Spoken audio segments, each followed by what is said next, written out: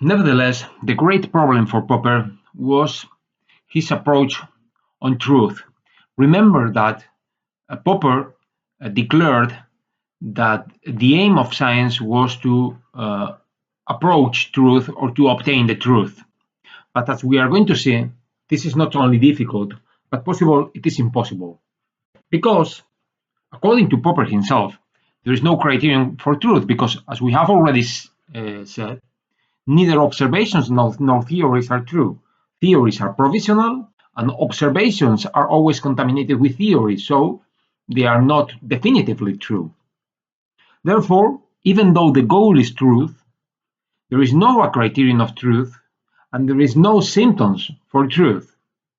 And therefore, this means that the progress of science is represented in the description of Popper by a set of theories that are approaching more and more and more the truth. But according to what we have said, the progress of science is ungrounded. Okay? Probably Popper realized about this weakness in his theory, and he didn't say much about truth in his famous book, The Logic of Scientific Discovery. According to Newton Smith, who is a philosopher of science, I'm going to read a paragraph by Newton Smith that explains very well this situation. He says, "Suppose I tell you that I am very interested in herons. I claim that some things are herons and other things are not. Unfortunately, I add, there is no criterion of herness, that is, there is no definitive test for establishing if something is a heron. No doubt you will inquire if perhaps there is not some symptom, some fallible sign that provides some evidence for the presence of a heron. There is not, I reply.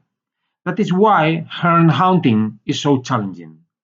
To put things politely, you may well doubt that I have given any content to the notion of a heron." Here, where Newton Smith is saying heron, you can put truth in the context of the philosophy of science of Karl Popper.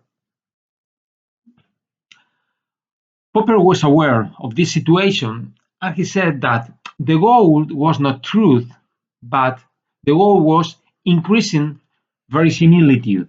What's verisimilitude?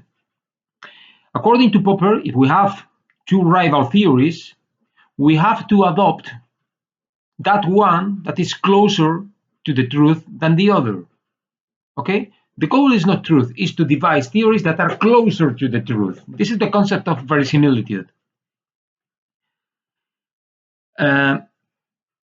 It is clear, it seems sensible, that if we have a criterion or some method to decide what theories are closer to the truth, the concept of verisimilitude could be useful in order to decide between theories that are competing for some field of knowledge. What do we have to mean by verisimilitude? Suppose that we are comparing theories with a number of truths and a number of falsehoods. Okay? This is something that we can say about any theory. Any theory, at least hypothetically, we have a number of truths and a number of predictions that are not true. For example, suppose that we are comparing theories T1 and T2, and each one of these theories contains 10 assertions. Suppose that T1 makes 5 false and 5 true claims, and T2 makes 9 true and 1 false claim. We can say that we prefer the second theory, T2, because it is nearer to the truth than T1. Okay? The problem is that our scientific theories are not providing a finite number of predictions, but an infinite number of assertions. Or in other words, the deductive closure of the postulates of a theory is infinite in size. Therefore, this method cannot be applied. Let's suppose an example based on Newton theory and relativistic mechanics. Suppose that we are working with bodies that are moving slowly with respect to the speed of light.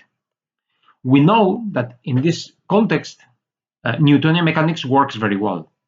So Newtonian mechanics is making an infinite number of true assertions. But we know as well that the mechanics by Newton fails for bodies that are moving at velocities close to the speed of light. So in this context, the Newtonian mechanics is making an infinite number of false assertions. Therefore, we have infinite true predictions and infinite false predictions.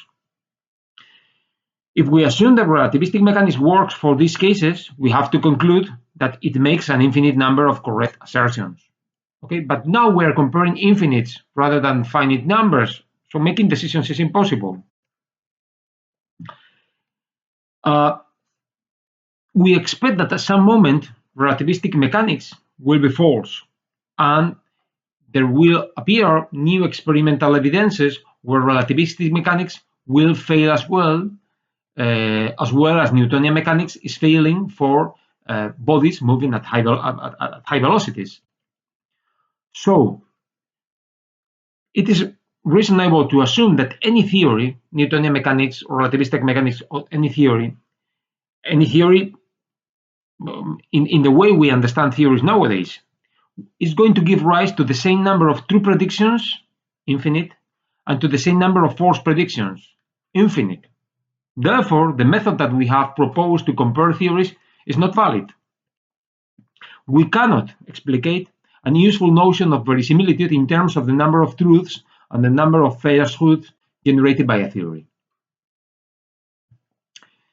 Popper paid attention only to a very special case, comparing two theories where one of the theories entails the other. Okay, so if we have a theory, but then we create a new theory which is larger than the previous one, so that the previous one is a special case of the largest theory, okay, in that case Popper believed that he was able to explain the concept of verisimilitude. Okay, but we are going to see that this is not the case.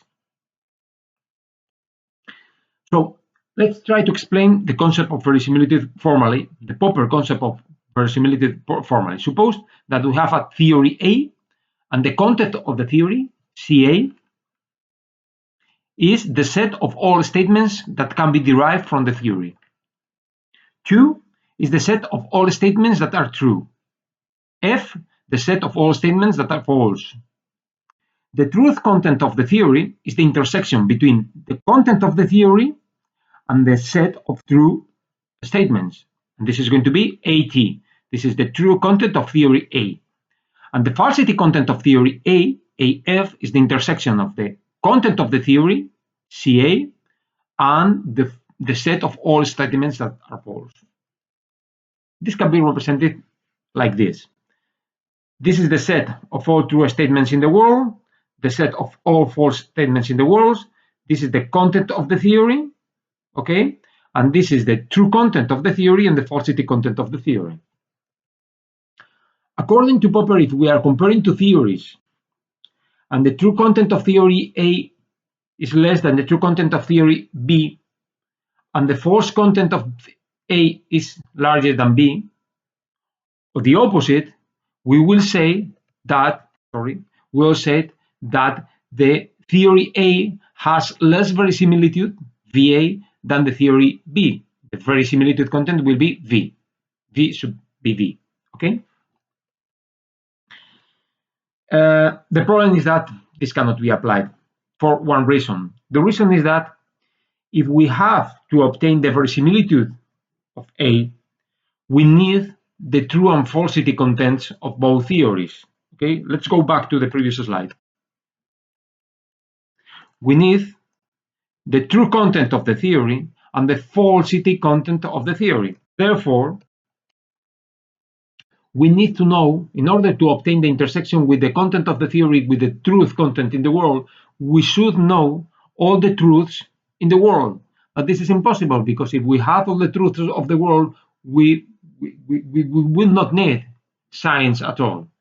So again, this is one of the maximum failures in the description of science according to Popper.